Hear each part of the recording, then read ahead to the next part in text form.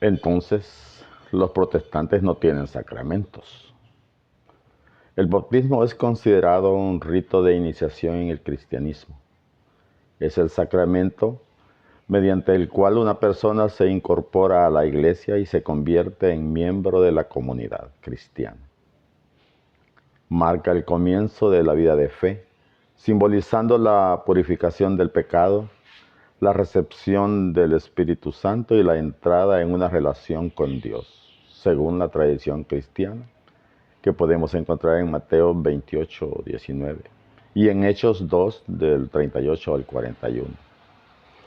A través del bautismo, el individuo responde al llamado de Dios y se une a la comunión de la iglesia, lo que lo distingue como un rito fundamental de iniciación espiritual.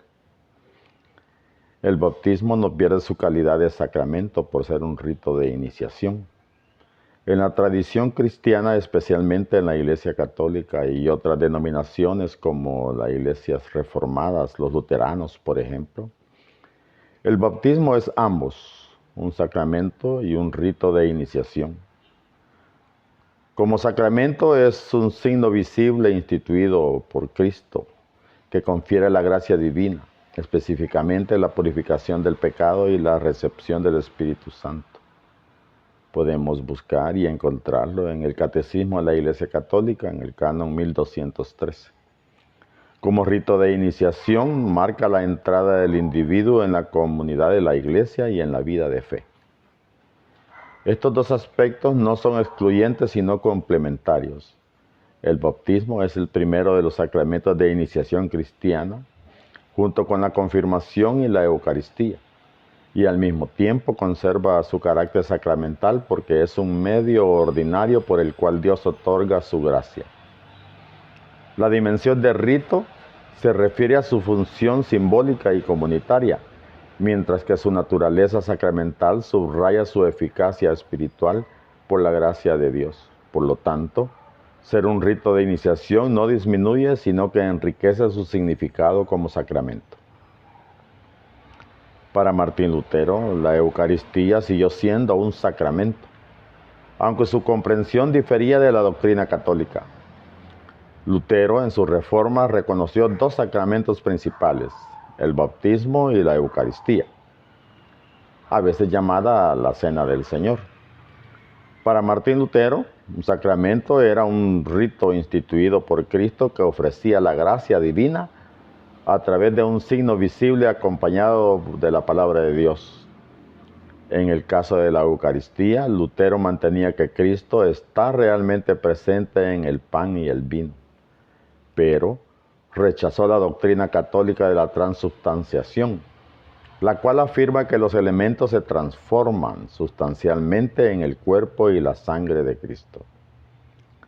En cambio, Lutero propuso la doctrina de la consubstanciación, o más precisamente la presencia real sacramental, donde Cristo está presente en, con y bajo los elementos del pan y el vino, sin que estos pierdan su naturaleza material.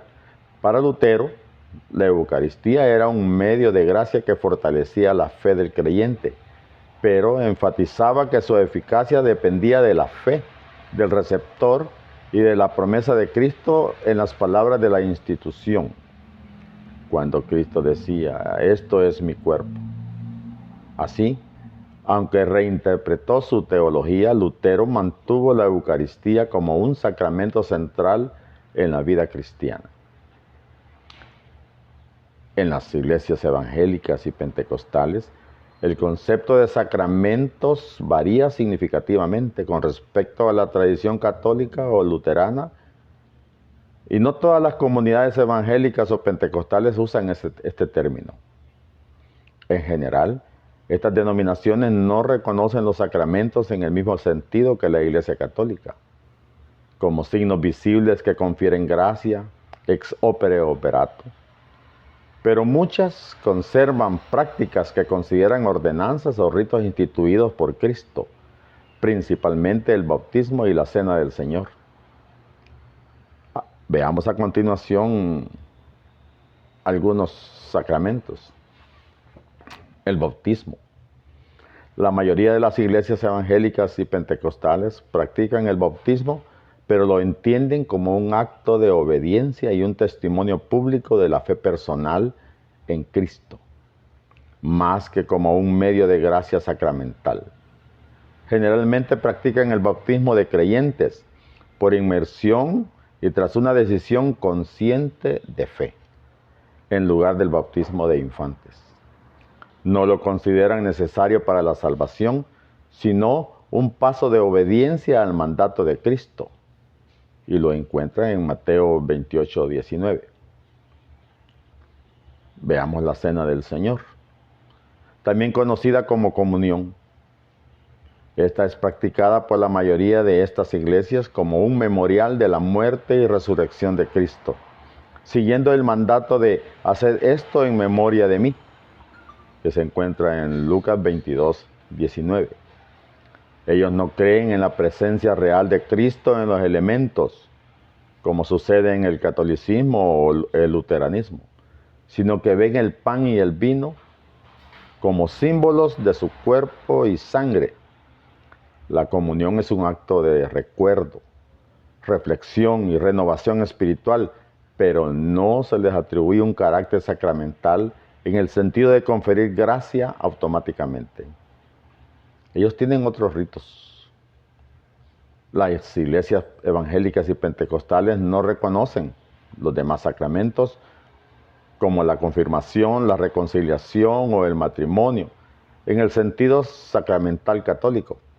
Sin embargo, practican estos otros ritos, como por ejemplo la dedicación de niños, la imposición de manos para la sanidad o el don del Espíritu Santo, esto especialmente en el pentecostalismo, y la ordenación de pastores, pero estos se consideran actos de fe o actos de bendición, pero no sacramentos. Dentro del evangelicalismo y el pentecostalismo hay diversidad, o sea, variaciones teológicas. Algunas iglesias evangélicas más tradicionales, como algunos bautistas o reformadas, pueden acercarse a una visión más sacramental, mientras que otras, especialmente las pentecostales, enfatizan las experiencias personales del Espíritu Santo sobre los ritos formales. El término sacramento es raramente usado, prefiriendo decir ordenanzas, para subrayar que son prácticas ordenadas por Cristo, pero sin la connotación de conferir gracia automáticamente.